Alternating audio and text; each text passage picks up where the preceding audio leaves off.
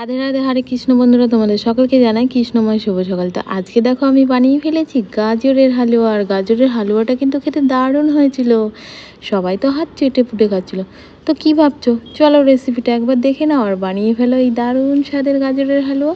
আর হ্যাঁ, আগে থেকেই বলে রাখছি, এক বাটি কিন্তু নিজের জন্য সরিয়ে রেখো, নইলে কিন্তু তোমার ভাগে কিচ্ছু পড়বে না, যেমন আমি পাইনি। তো চলো, কড়াইতে প্রথমে ঘিটাকে গরম করো, আর তারপরে কাজু আর কিশমিশটাকে বেশ লাল করে ভেজে নাও।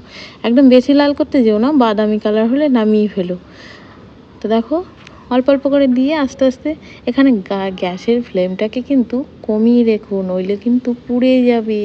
আর তারপরে ওই দিকে দেখো, হাঁড়িতে না দুধটা বসিয়ে দিয়েছি। আর দুধটা কিন্তু 2.5 কিলো ছিল, সেটাকে কিন্তু 1 কিলোই নামিয়ে আনতে হবে। হ্যাঁ, দুধটাকে ভালো করে ফুটিয়ে বেশ ভালো করে জাল দিয়ে যদি তুমি দাও, হালুয়াটা কিন্তু খেতে আরও সুন্দর হয়।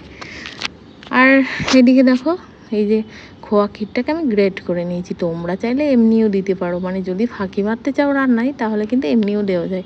আমি যেহেতু এইসব ফাঁকিবাজি পছন্দ করি না, সেই জন্য আমি পুরোই চেষ্টা করি একদম ভালোভাবে করার।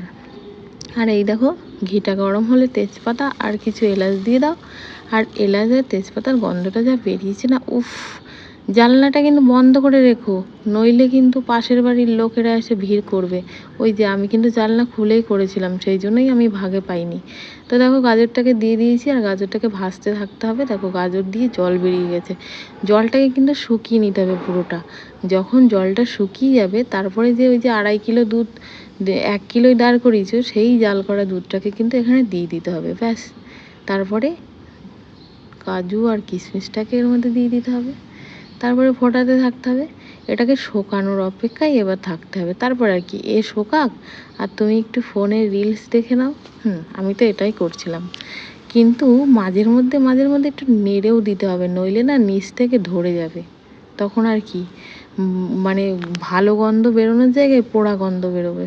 আর এই যে যে এতক্ষণ খেটে খেটে গ্রেট করলাম, সেই গ্রেট করা ক্ষীরগুলো এর মধ্যে দিয়ে দিতে হবে। দিয়ে আবার ভালো করে নাড়তে হবে।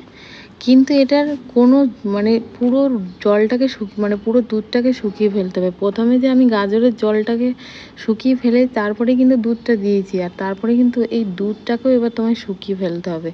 মানে যত তুমি শোকাবে এটা খেতে কিন্তু ততই ভালো হবে। আর এটাকে রেখে রেখে অল্প করে খেতে পারবে, কিন্তু আমি যেহেতু রেখে রেখে খেতে পারিনি, সবাই খেয়ে নিয়েছে। হ্যাঁ, তাই বলছি নিজের জন্য এক বাটি তুলে রাখবে। ভিডিওটা কেমন লাগলো আর বানিয়ে বাড়ির সবাই কেমন বললো অবশ্যই জানাবে। টাটা।